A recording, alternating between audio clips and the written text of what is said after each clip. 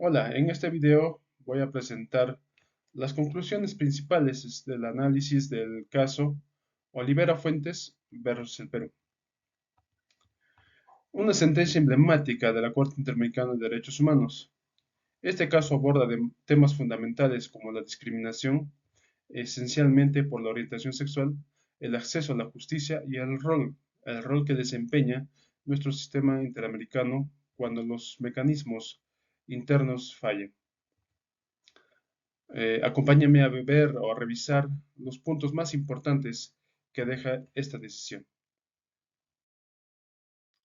En primer lugar tenemos pues esta sentencia confirma que Cristian Olivera fue víctima de un acto de discriminación por su orientación sexual, cuando él y su pareja fueron reprimidos por mostrar afecto dentro de un supermercado. Aunque el hecho puede parecer simple, tuvo consecuencias profundas, porque afectó principalmente derechos protegidos internacionalmente, la igualdad ante la ley, la vida privada, la libertad entre las personas y las garantías judiciales que todo Estado debe tener. La Corte Interamericana determinó que el Estado peruano no solo permitió que ocurriera este acto discriminatorio, sino que además falló en investigarlo adecuadamente. Esto demuestra que la discriminación sigue siendo una realidad que todavía requiere acciones firmes, políticas públicas y una verdadera cultura de respeto por los derechos humanos. En segundo lugar, tenemos que el caso dejó en evidencia pues una serie de deficiencias graves en el sistema judicial peruano.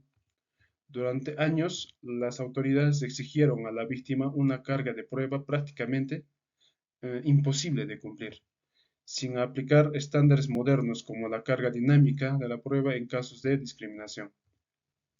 Las entidades administrativas como la Indecopi o incluyendo incluso la Corte Suprema no otorgaron pues un análisis adecuado, ignorando indicios relevantes y sin adoptar una perspectiva de derechos humanos. En consecuencia, Olivera agotó todos los recursos internos sin obtener justicia, lo que configuró una degeneración de justicia por parte del Estado. Este punto es clave porque evidencia que la protección de derechos no depende solo de las leyes, sino de cómo las instituciones aplican esas mismas leyes en casos reales. La tercera conclusión nos muestra pues el rol esencial del sistema interamericano de derechos humanos cuando el Estado no brinda una respuesta efectiva y la víctima no encuentra justicia. La persona tiene la posibilidad, a través de la Comisión Interamericana, de llevar el caso a una instancia internacional. Es importante recordar que el individuo no accede directamente a la Corte, su acceso es derivado. En este caso, la organización DEMUS presentó la petición contra la Comisión y esta, ante la ausencia de avances por parte del Estado peruano, decidió elevarlo a la Corte. Finalmente, el sistema interamericano fue el que permitió reconocer los derechos vulnerados, ordena, además, medidas de reparación y establecer estándares que deben ser cumplidos por el Estado. Este punto nos recuerda lo valioso que es contar con instancias supranacionales cuando los estados no cumplen pues con sus obligaciones.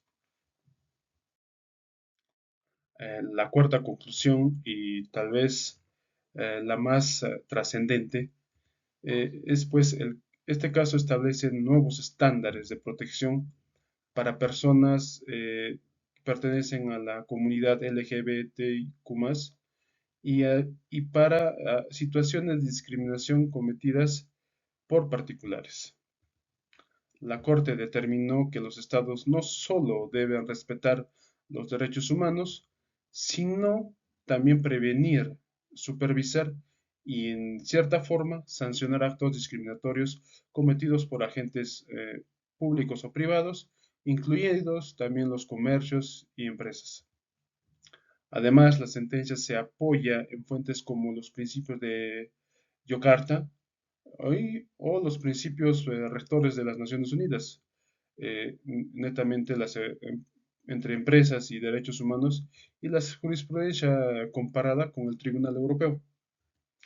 Esto amplía la interpretación de la igualdad y delimita claramente las obligaciones estatales en contextos cotidianos como la atención al consumidor.